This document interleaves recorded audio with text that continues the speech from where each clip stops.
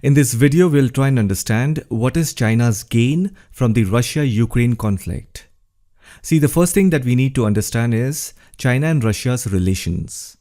They're not really allies, but they have a good business relationship. If you read many Western media's news articles, you will see that the Western media actually portrays Russia as someone who slightly fears China. But in reality, that is not the case. Of course, China has a lot of money. It is economically very strong. But Russia is still significantly militarily superior. Both the countries share a unique relationship. They have a good business relationship. And they are also heavily invested in each other.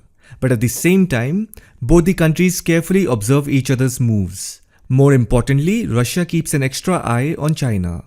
Because Russia is aware of Chinese political communism mindset. That is why you will also see that Russia keeps China at an arm's length on sensitive policy issues. Even the Russian security services use very little Chinese technology. Even Russia has accused China many times of reverse engineering and copying a lot of Russian military hardware. So you see, Russia-China are not natural allies, but they have similar interests, and they are weakening the transatlantic partnership, countering the US soft power, undermining European togetherness, and challenging American hegemony. Russia and China also are on the same page when it comes to countering the ideological game of the Western institutions and governments. But at the same time, Russia keeps China at an arm's distance. This means that today Russia wants to keep China in check. One of the options that Russia has is to cut oil supplies, coal supplies, and other minerals to China, so that China behaves how Russia wants. Similarly, Russia's economy depends on the sale of oil and gas, military hardware, and minerals. So both the countries keep each other in check. After all, these two countries are powerhouses. So when two powerhouses collide, their game is at different level because they have to maintain their edge. Anyhow, I hope you get a picture of how tricky is Russia-China's relationship.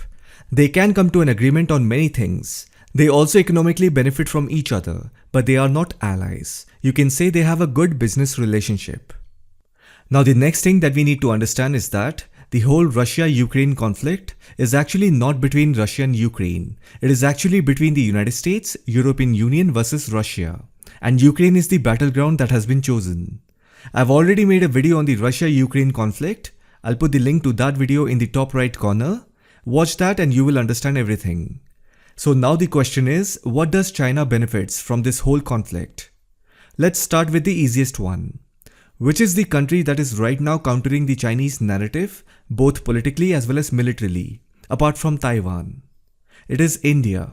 So China knows that India has deep, favorable and strategic relations with both the United States and Russia. And China also knows that it is going to be difficult for India, or it can also be nearly impossible for India to maintain strategic autonomy. And as you may know, India did not participate in the UNSC voting. India chose the middle way, because if India votes in favor of Russia, then the United States will get upset. And if India favors the United States, then Russia will be upset. So anyhow, India will balance both, and India is very good in diplomacy. So that is not the problem. However, for China, you can think of it as an interest, because right now America's full attention is towards Europe. And that is actually not good for India, because this Ukraine conflict is distracting the United States from the challenges posed by China in the Indo-Pacific region. So this is point number 1. Now coming to point number 2. If at all the Russia-Ukraine conflict escalates, let's say it turns into a full-fledged war, then it is going to be very difficult for India, because right now India has chosen the middle path by not taking any side. If at all tomorrow India is forced to take a side, and let's assume if India chooses the United States, then you must understand that currently Russia is India's primary defense partner. Many of Russian military equipment, weapons are currently operational in Indian military services. Because of this dependency, in the future, Russia can delay the replacement and servicing of equipment and weapons, which of course won't be in India's interest. And anything which is not in India's interest will automatically be China's interest. So this is point number 2. Now coming to point number 3. If you pay attention, both Ukraine and Taiwan are small powers trying to escape from the influence of greater powers like Russia and China.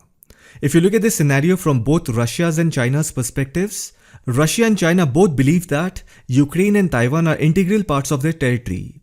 And what is more interesting is, the United States is a part of both conflicts. Although America has not extended the same security guarantees to Taiwan that it has given to Ukraine, But nevertheless, the United States is at the heart of both these conflicts.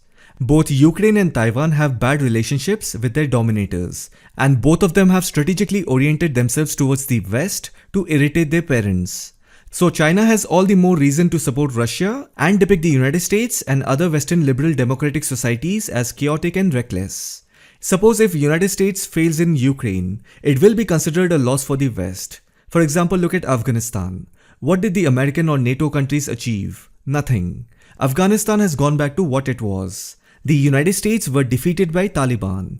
These kind of narratives gained prominence. Similarly, if the United States or NATO forces fail in Ukraine, then it will give more power to the Chinese and Russian narrative, which is to undermine United States' credibility as a protector of the world and its allies. See, it is very simple and straightforward. If you look at both Russia and China, in today's time, these both countries are actually capitalist countries. However, it is also a complex question whether Russia and China are truly capitalist countries. So, Russia and China are capitalist economies, but if you look at the Russian and Chinese political models, they are not an example of democratic governance. I don't have the right word because words like autocracy, dictatorship are not right. If you look at the leadership of Russia and China, they are not a product of nepotism. They have proven themselves and have been placed wherever they are based on their performance. Although if you look at it from the outside, China's one-party system or Russia's political party, United Russia, looks authoritative. But inside these political parties, people have to prove themselves, right? Only then they will be promoted. In other words, meritocracy is there. But it is not like the Western democracy. So if you see, there is actually an invisible fight, or you can say the war of narrative, as to whose governing style is the best. Western American style democracy versus Russia and China's own model of governance. Now let's not take any side and be absolutely honest to ourselves. Forget about Russia and China's model of governance. If you see the Western American style democracy, it has dominated for a long time. And frankly, today in the 21st century, it is also causing massive chaos and dysfunction. Too much democracy is actually destroying the foundation of almost everything in our society. You cannot make policies on important issues if you have too much democracy. Because today no one can convince anyone even if you have facts. Everyone has become an activist. If you see, many of the problems that we see in our societies these days have been created by people who care more. You will hear people saying, I'm more aware of the science, I have read the research, I care about the environment, I care about poor people more than you, etc. etc. Too much democracy has actually led to the decline of common identity. That's what leads to an identity crisis. Europe is facing it, America, Canada is facing it. If we don't have a common identity, then we will be picked apart one by one, and that is how civilization is destroyed. And if you see, that is what the big technology companies are doing with artificial intelligence. Targeting individual audiences, manufacturing perception for them. I'm not saying democracy is bad, but too much is not good. Too much of anything is not good. So anyhow, this Russia-Ukraine conflict can actually turn out to be a turning point in building a new world order. And China's interest is to succeed at weakening the global appeal of democratic states, institutions and norms, so that it can create a space for flaunting the strengths of its own governance model as an alternative. I hope you found this video informative. Thank you for watching it.